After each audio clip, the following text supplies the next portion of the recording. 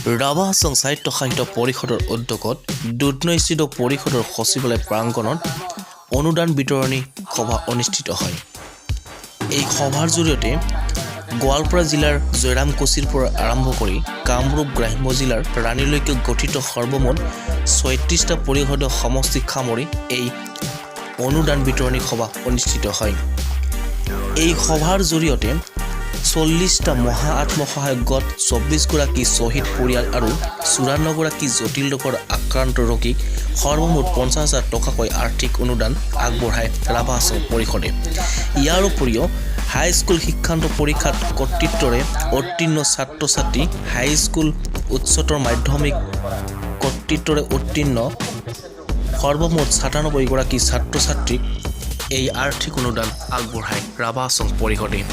অনুষ্ঠানত ৰাভা হাছং সাহিত্য সাহিত্য পৰিষদৰ মুখ্য সচিব জুৰি গগৈৰ লগতে পৰিষদীয় কাৰ্যবাহী সদস্য, সাধাৰণ সদস্যৰ লগতে কেইবা শতাধিক স্থানীয় ৰাইজ উপস্থিত থাকে এই অনুষ্ঠানত। মেক্সিমাম সেইসকল মানুহৰ দ্বাৰাই আজি কাউন্সিলখন নিৰ্বাচিত প্ৰতিনিধি কাউন্সিলখন আজি কাৰ্যনিৰ্বাহী থাকিব।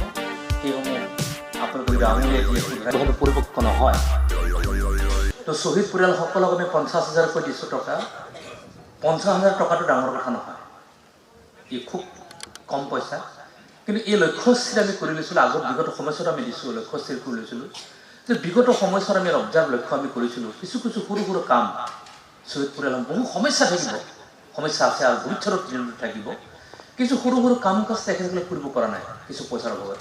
কাৰোবাক ১০,০০০ টকাৰ প্ৰয়োজন, কাৰোবাক ২০,০০০ টকাৰ প্ৰয়োজন, কাৰোবাক হয়তো ১,০০,০০০ টকাৰ প্ৰয়োজন। এনেকৈ অভাৱ তেখেতসকলৰ মাজত আছে। সেই অভাৱটো যিহেতু কাউন্সিল কৰ্তৃপক্ষই কম পইচাৰ আহে, আমি অভাৱটো পূৰণ কৰিব পৰা নাযায়। কিন্তু তাত যে আমি অংশগ্ৰহণ কৰোঁ, অংশীদাৰিত্ব আমাৰ যাতে থাকে ৰাভা হাছং অট'নমাছ কাউন্সিলখনৰ, আৰু সেইটো উদ্দেশ্যৰ লক্ষ্য ৰাখি শ্বহীদ পৰিয়ালসকলক আমি এটা ৫০,০০০ টকাৰ এটা আৰ্থিক অনুদান দিব বিচাৰিছোঁ। কাউন্সিল আমি আগবাঢ়িছোঁ। সেইকাৰণে তেখেতসকলৰ পৰিয়ালবৰ্গলৈ মোৰ সমবেদনা সহমৰ্মিতা মই প্ৰকাশ কৰিছোঁ। মই আশা ৰাখিম, নেদেখা জনাইছোঁ, প্ৰাৰ্থনা জনাম যে অনাগত দিনত তেখেতসকলে যিবোৰ সমস্যা সন্মুখীন কৰিব তেখেতে আমাক সমিতি দিয়ক, তেখেতে আমাক আশীৰ্বাদ দিয়ক, নেদেখাজনে ভগৱানে আশীৰ্বাদ দিয়ক, আৰু যাতে তেখেতসকলৰ পুৰণীয়া কাম কাজখিনি সকলোৰে সহযোগত তেখেতে ৰূপায়ণ কৰিব পাৰে, তাকে মই আশা ৰাখিছোঁ। তাৰপিছত আমি মহা চেল্ফ হেল্প গ্ৰুপ মহিলাসকলক ৫০জনকৈ গোট এটা বান্ধি পইচাৰ অনুদান বিতৰণৰ চেষ্টা আমি কৰিছোঁ। এই দৃষ্টিভংগীটো হৈছে প্ৰথমৰ পৰা লক্ষ্য আছিল বিভিন্ন চেল্ফ হেল্প গ্ৰুপসমূহকো আমি পইচা পাতি অনুদান আমি কৰিছোঁ। ৫০জন এটা গ্ৰুপ বান্ধি ৰাভা হাছং কাউন্সিল কৰিছোঁ। পৰৱৰ্তী সময়ত এইবাৰ ৪০টা হ'ব, এইবাৰ আকৌ ৪০টা বাঢ়িব, প্ৰায় ১০০টামান আমি মহা চেল্ফ হেল্প গ্ৰুপ গঠন আমি কৰিম ৰাভা হাছং অট'নমাছ কাউন্সিলে। তাৰ দ্বাৰা গোটেই মহিলাসকল এটা সাৱলীল এটা এৱাৰনেছ আমি দিবলৈ গৈ আছোঁ বিভিন্ন ক্ষেত্ৰত, যাতে মহিলাসকলে তেওঁলোকৰ অঞ্চলত গোটেই ৫০জনে মহিলা গোটটোৱে সেইখন গাঁও, সেইখন অঞ্চলত, সেই ২খন বা ৩খন গাঁৱত এটা আদৰ্শ ৰূপত যিটো ধাৰণা তেখেতসকলে ল'ব, যিটো পৰিকল্পনা তেখেতসকলে কৰিব, তাক এক মডেল, তাক এক আধাৰ বা অঞ্চলভিত্তিক মানুহে তেখেতসকলক ফলাপ কৰি পেলাই যাতে মহিলাসকল সাৱলীল কৰিবৰ কাৰণে, সজাগ কৰিবৰ কাৰণে সক্ষম হওঁ, তাৰ কাৰণে যি আৰ্থিকৰ প্ৰয়োজন হয় সেই আৰ্থিকৰ আমি আৰম্ভ কৰিছোঁ। গতিকে এইটো আজি যি ৪০টা গঠন হ'বলৈ যি ৫০,০০০ টকাকৈ পাব, এই ৪০টা শেষ নহয়, আৰু ৬০টা গঠন হ'বলৈ গৈ আছে। ১০০টাক লৈ আমি এক্সপেৰিমেণ্ট কৰিম ৰাভা হাছং অট'নমাছ কাউন্সিলত, যে মহিলাসকলৰ দ্বাৰা গঠিত মহা চেল্ফ হেল্প গ্ৰুপসমূহে গোটেই ৰাভা হাছং অট'নমাছ কাউন্সিলখন আগবঢ়ানোৰ ক্ষেত্ৰত, মহিলাসকলক আগবঢ়ানোৰ ক্ষেত্ৰত, পৰিয়ালসকলক চলোৱাৰ ক্ষেত্ৰত কেনেধৰণৰ দৃষ্টিভংগীৰে তেখেতসকলে কাম কাজ কৰিব পাৰে, কাম কাজ তেখেতসকলে কৰিব, বা তেখেতসকলে গোটেই অঞ্চলটোক তেখেতসকলে কেনেধৰণে নেতৃত্ব দিব পাৰিব, তাৰ ওপৰত এক মূল্যাংকন চলিব। তেখেতসকলে মূল্যাংকন, উচিত মূল্যাংকন পাব।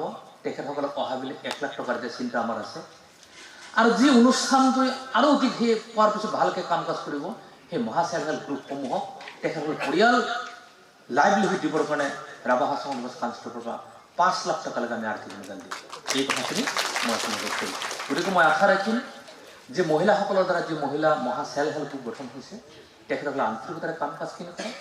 আজি ৫০,০০০ টকা বেছি পইচা নহয়, আপোনালোকে ভাবি ল'ব নালাগে যে পইচাটো কম আমি কি কৰিম, তেনেকৈ নহয়। তাৰ পৰা যদি আপোনালোকে ২০,০০০ টকা, ৩০,০০০ টকা সৰু আঁচনি এটা আৰম্ভ আপোনালোকে কৰে, বিভিন্ন ধৰণৰ আঁচনি আছে, যদি আৰম্ভণি আপুনি কৰে, সেই আৰম্ভণিটোৱে আপোনালোকক ৫,০০,০০০ টকালৈকে আৰ্থিক অনুদান দিয়াৰ প্ৰক্ৰিয়ালৈ লৈ যাব। মই আশা প্ৰকাশ কৰিম প্ৰত্যেকটো মহা চেল্ফ হেল্প গ্ৰুপে সেই চিন্তালৈ আগবাঢ়ক, সেই চিন্তালৈ আগবাঢ়িব, আৰু গোটেই মহিলাসকলক আগবঢ়াৰ কাৰণে সক্ষম হ'ম কাৰণ মহিলাসকলৰ মানে স্বাৱলম্বিতাৰ অবিহনে মহিলাসকলক এৱাৰনেছ কৰাৰ অবিহনে বা মহিলাসকল শক্তিশালী অবিহনে এটা জাতি এটা অঞ্চল এখন দেশ বা এখন গাঁও আগবঢ়াই কেতিয়াও সম্ভৱ নহয় এখন ঘৰৰ ভৱিষ্যত এখন ল'ৰা ছোৱালীৰ ভৱিষ্যত বা সেইখন পৰিয়ালৰ ভৱিষ্যত মহিলাসকলৰ মাজত যথেষ্ট পৰিমাণে নিৰ্ভৰ কৰে গতিকে মহাচেল্ফ হেল্প গঠন কৰিবলৈ যাওঁতে কোনো শিক্ষিত মহিলা হয় নে নহয় সেই কথা চিন্তা চৰ্চা কৰা নাই মূলতঃ আমি চিন্তা চৰ্চাখিনি কৰিছোঁ যাতে দুখীয়া ঘৰৰ ল'ৰা ছোৱালীসকলৰ দ্বাৰা বা দুখীয়াসকলৰ মহিলাসকলৰ দ্বাৰা যাতে এই চেল্ফ হেল্পটো গঠন কৰা যায় এই আশা মই মহিলাসকলৰ পৰা মই নিশ্চয় ৰাখিম আৰু সেইটোৱে অনাগত দিনসমূহত ৰাভা হাজং অট'নমাছ কাউন্সিলখনক বা এই অঞ্চলৰ যিটো স্পিৰিট যিটো টিম স্পিৰিট বা যিটো লক্ষ্যৰ উদ্দেশ্য এইটো আগবাঢ়ি যোৱাৰ ক্ষেত্ৰত এই সুবিধাখন হ'ব